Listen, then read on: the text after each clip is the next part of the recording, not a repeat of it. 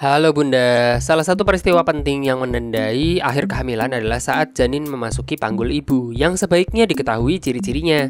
Istilah janin memasuki panggul berhubungan dengan perubahan nyata yang mungkin dialami saat kepala bayi menetap di area panggul. Kondisi ini juga merupakan indikasi bahwa hari besar semakin dekat. Lalu faktor apa saja yang mempengaruhi kapan janin turun ke panggul? Tonton videonya sampai selesai. Detail tentang penurunan janin ke panggul. Proses turunnya janin ke panggul sangatlah menarik. Seiring berjalannya kehamilan, janin yang sebelumnya menghabiskan sebagian besar masa kehamilan tumbuh dan berkembang di bagian atas rahim mulai beralih ke bawah.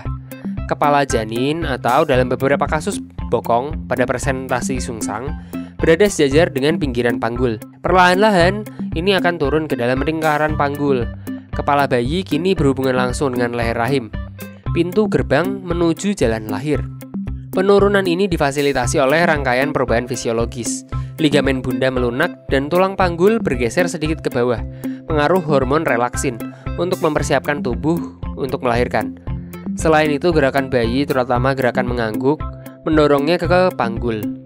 Rentang waktu kapan janin turun ke panggul sangat bervariasi dan dipengaruhi oleh banyak faktor. Untuk orang yang baru pertama kali melahirkan, proses ini biasanya terjadi 2 hingga 4 minggu sebelum awal persalinan.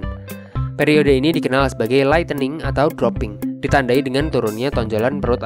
Sebaliknya, untuk bunda yang telah melahirkan sebelumnya, penurunan mungkin tidak terjadi hingga awal persalinan. Otot perut bunda pada saat ini sudah lebih elastis, hingga memberi bayi lebih banyak ruang untuk bergerak dan berpotensi menunda proses tersebut. Faktor-faktor yang mempengaruhi waktu penurunan janin. Beberapa faktor yang dapat mempengaruhi waktu kapan janin masuk ke panggul ibu diantaranya ukuran dan posisi bayi, serta ciri fisik ibu. Ukuran dan posisi bayi berperan penting dalam menentukan waktu turunnya bayi ke dalam panggul. Bayi yang lebih kecil atau dalam posisi kepala menunduk mungkin terlibat lebih awal dibandingkan bayi yang lebih besar atau dalam posisi sungsang. Atribut fisik ibu juga berkontribusi pada waktu turunnya bayi ke panggul. Faktor-faktor seperti ukuran panggul, kekencangan otot, dan jumlah cairan ketuban semuanya dapat mempengaruhi saat bayi bergerak di panggul. Selain itu, jumlah kehamilan sebelumnya juga dapat mempengaruhi timeline pelibatan. Seperti disebutkan tadi, bunda yang baru pertama kali mengalami pelibatan biasanya terjadi beberapa minggu sebelum persalinan. Pelibatan ini memiliki nama lain yang lebih umum dengan istilah namanya engagement. Nah, pada kehamilan yang kedua dan seterusnya, penurunan sering terjadi menjelang atau selama persalinan. Sebelum lanjut, tulis di kolom komentar kalau bunda punya pertanyaan atau saran.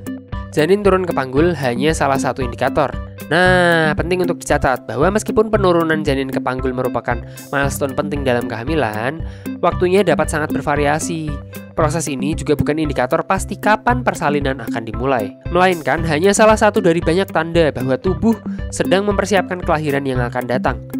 Oleh karena itu, pemeriksaan prenatal rutin sangat penting untuk memantau posisi dan perkembangan bayi menuju kelahiran. Itu dia waktu dan proses janin turun ke panggul. Jika bunda ingin tahu info kehamilan lainnya, klik di kiri atas.